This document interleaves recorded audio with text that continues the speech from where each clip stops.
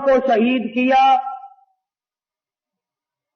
اس کے بدلے میں ہم نے ہڑتال کی اور یہ بتایا کہ یہودیوں ہم تم سے ناراض ہیں، مگر صرف اتنے کہ ہم ہڑتال کرتے ہیں، مال تمہارا کھائیں گے، مال تمہارا پیئیں گے، کاروبار تم سے رکھیں گے، ایجنٹی تمہاری کرتے رہیں گے، صرف تھوڑے سے ناراض ہیں ہم۔ اور یہ کبھی نہ سوچا کہ بیت المقدس یہودیوں کے قبضے میں گیا کیوں، اور اس پر مسلمانوں نے کبھی غور نہ کیا کہ بیت المقدس کس ذات کے ہاتھ پر فتح ہوا تھا۔ آپ حضرات تاریخ پڑھتے نہیں، آپ کو تو صرف اتنا پتا ہے نا کہ نور جانے نئی فلم کون سی بنائی،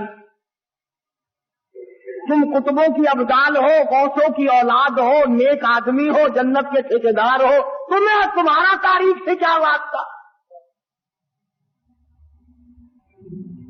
بیت المقدس لڑائی کر کے فتح نہیں ہوا تھا، بیت المقدس کو فتح کرنے والا وہ جوان ہے جس کو محمد عربی صلی اللہ علیہ وسلم نے اللہ پاک سے جھولی پھیلا کر مانگ کے لیا تھا۔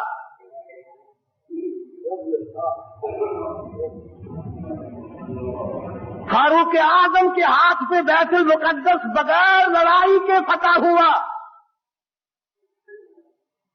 جب تم نے فاروق اعظم کی توہین کی، بے ادبی کی، اللہ میاں کو یہ بات پسند نہ آئی کہ تمہیں میرے فاروق کا فتح کیا ہوا بیت المقدس بھی اچھا نہیں لگتا، فاروق بھی اچھا نہیں لگتا، جاؤ تم اس قابل نہیں کہ تم بیت المقدس میں نماز پڑھو، اللہ پاک نے یہودیوں کے قبضے میں دے دیا۔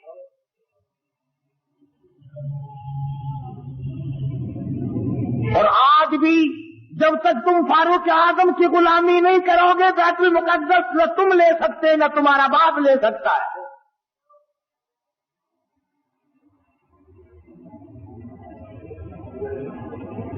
آسان کام نہیں یہ جو صحابہ کرام نے کیے، تم بجائے ان کو آفرین کہنے کے، بجائے ان کو مرحبا کہنے کے، بجائے ان کو خراج تحسین پیش کرنے کے، بجائے ان کو خراج عقیدت پیش کرنے کے، صحابہ کرام جنہوں نے ایران فتح کر کے دیا، عراق فتح کر کے دیا، قسطنطنیہ فتح کر کے دیا، فلسطین فتح کیا، افریقہ فتح کیا، مصر فتح کیا، اور یہ تمام علاقے فتح کیے، بیت المقدس فتح کیا، صحابہ کرام کو گالیاں بکتے اور خود حکومت کرتے ہو۔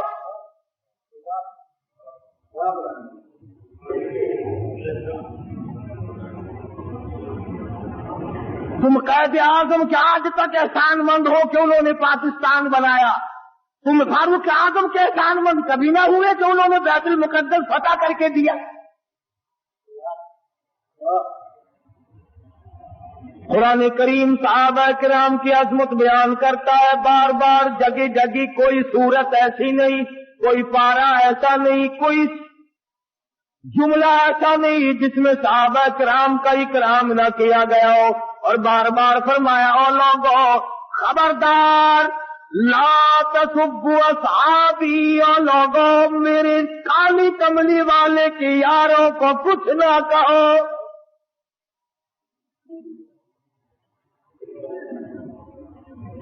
بیت المقدس کا محاصرہ کیا ہوا ہے، 2 مہینے کا عرصہ گزر گیا، بیت المقدس فتح نہیں ہوتا۔ فاروق اعظم رضی اللہ تعالیٰ عنہ کو کمانڈر نے خط لکھا، بڑا مشکل مسئلہ ہے، بیت المقدس کے فتح ہونے کی کوئی شکل نظر نہیں آتی۔ امام المتقین، خلیفۃ المسلمین، قاتل المشرکین والصدیقین، سیدنا فاروق اعظم، مراد رسول، داماد علی، سیدنا فاروق اعظم رضی اللہ تعالیٰ عنہ کو خط ملا، خود روانہ ہو گئے، ایک غلام ساتھ لیا، उसको फरमाया मंजिल ब मंजिल नंबर वार सवारी करेंगे। एक मंजिल तू सवारी करेगा, मैं पैदल चलूंगा। एक मंजिल में सवारी करूंगा, तू पैदल चलेगा। अंदाजा लगाओ, जब बैतुल मुक़द्दस करीब आया, फारूक आजम की नीचे चलने की बारी है, गुलाम के ऊँट नीचे डाकी पे सवारी की बारी है। गुलाम अर्ज करने लगा, अमीरुल मोमिनीन शहर करीब आ गया, मंजिल मकसूद करीब आ गई, बैतुल मुक़द्दस नजदीक आ गया, मेरी बारी आप ले ले, आप सवार हो जाएं, मैं नीचे पैदल चलूंगा। आप खलीफा रसूल है, आप शहंशाह है, अमीरुल मुमिनीन है, खलीफतुल मुस्लिमीन है, सारे मुसलमानों के सरदार है, आप सवारी पे सवार होकर चले। लोग क्या कहेंगे? खलीफा पैदल आया, बादशाह पैदल आया, अमीरुल मुमिनीन पैदल आया और गुलाम सवारी पे सवार है, लोग क्या कहेंगे? फरमाया, ओ मेरे गुलाम, लोगों की कहने की परवाह करूं, अगर मैंने तेरा हक तलब किया, कल क़यामत में खुदा क्या कहेगा?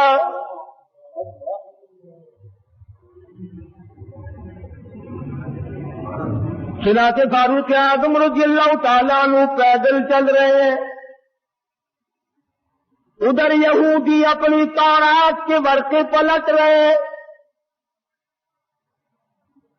खबर है गरम आज उनके आने की, खबर है गरम आज उनकी आने की, अफसोस कि मेरे घर में बोरिया न हुआ। फारूक आज़म का इंतजार है, खलीफतुर रसूल का इंतजार है, नबी के सुसर का इंतजार है। बरसे पलट रहे हैं, निशानियां देख रहे हैं।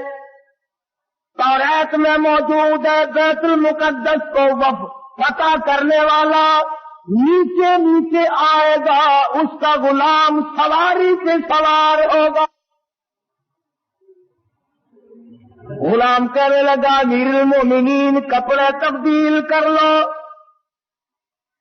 फरमाया, जिहाद में चला हूं, इस्लाम की अजमत के लिए चला हूं, मुसलमानों को फतह दिलाने के लिए चला हूं। कपड़े बदलने का क्या मतलब? मैं अपनी हालत बदल के आया हूं।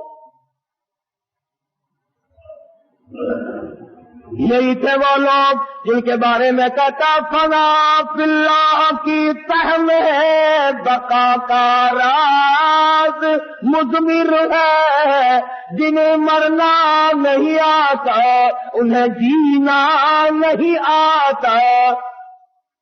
फारूक आज़म रज़ियल्लाहु ताला अन्हु पैदल पैदल आ रहे हैं, हाथ में गाची की मुहार पकड़ी हुई है, गुलाम ऊपर सवार है। तमाम लोग कोठों पे चढ़कर देख रहे हैं। बैतुल मुक़द्दस के यहूदी, बड़े बड़े उनके पादरी, बड़े बड़े उनके मौलवी तौरात लिए खड़े हैं, लिबास का नक्शा देख रहे हैं। सबसे बड़ा यहूदियों का मौलवी आगे बढ़ता है, फारूक आज़म के लिबास के पेवंद गिनता है, 12 पेवंद लगे हुए थे।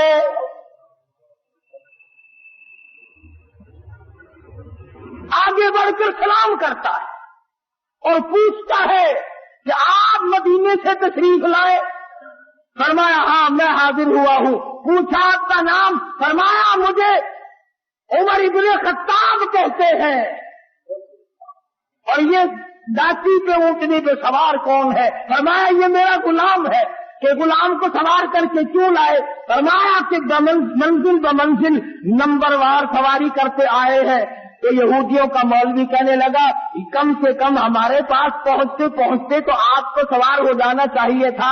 ये लोग क्या कहेंगे? ये मखलूक क्या कहेगी? ये गैर मुस्लिम क्या कहेंगे? मुसलमानों का ये बात क्या? फरमाया, मैं किसी के कहने की वजह से अपने इंसाफ को नहीं बदल सकता।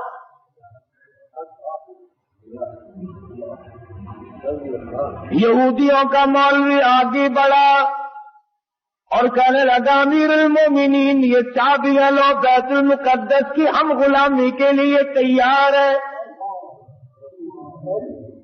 ہم نے فیصلہ کر رکھا تھا جب تک فاروق لائے بیت المقدس نہیں دیں گے.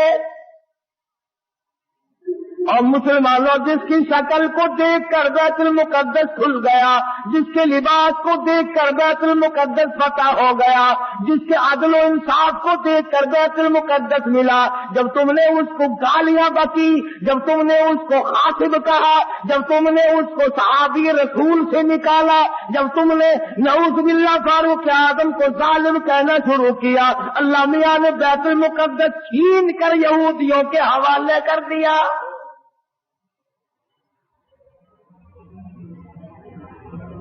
آج بھی اگر صحابہ کرام کی غلامی کی جائے تو بیت المقدس ایک ہفتے میں لیا جا سکتا ہے.